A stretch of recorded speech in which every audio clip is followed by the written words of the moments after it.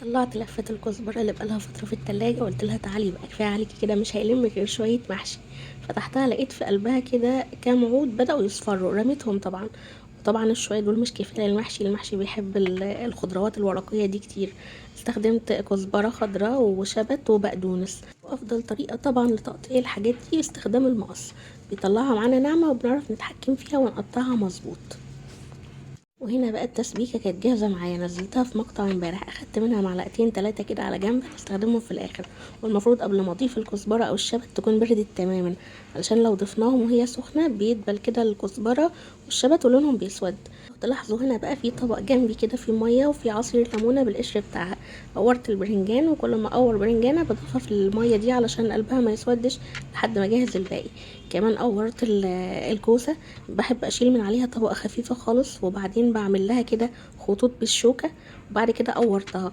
القلب ده طبعا ممكن تعملوه كده مهلبية حلوة كده باللبن، بيبقى حلو جدا، بس انا هفرشه في الحلة تحت الكوسة وتحت البرنجان. لما خلصت التقوير كنت غاسله الرز كويس وسايباه يتصفى، نزلته على التسبيكه وقلبته كويس، وهنبتدي بقى نحشي.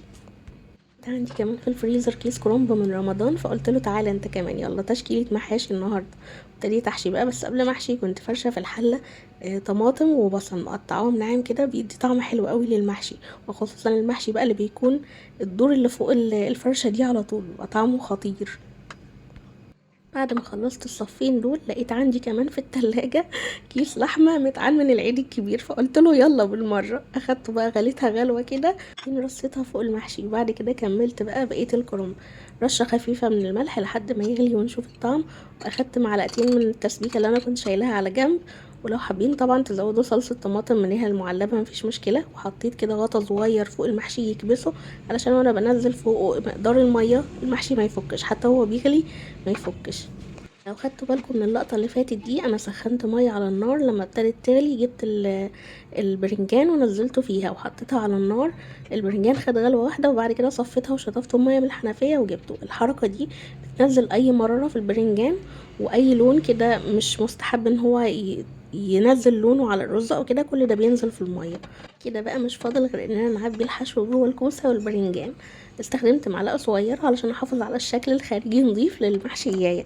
وكمان المحشي الكوسة او البرنجان او الفلفل او اي حاجة عموما، احشوها تبقى 3/4، يعني ما تكبسوهاش بالرز للاخر، لان بعد التسوية طبعا الرز ده بيزيد فيملى المحشية كده، ومفيش رز يطلع بره ويبهدل الشكل الخارجي او الشكل العام للمحشي، يبقى شكله متناسق كده ولذيذ.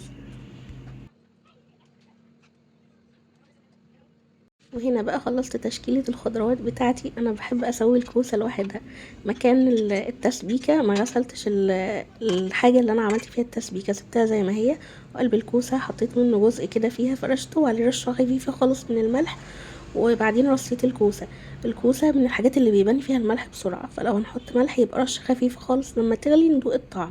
وزعت بقى كمان معلقة خفيفة كده من التسبيكة اللي انا كنت حاشاها على جنب، وكمان معلقة برضو من الصلصة المعلبة وزعتها كده عليها، وضفت مقدار المية وحطيتها على النار.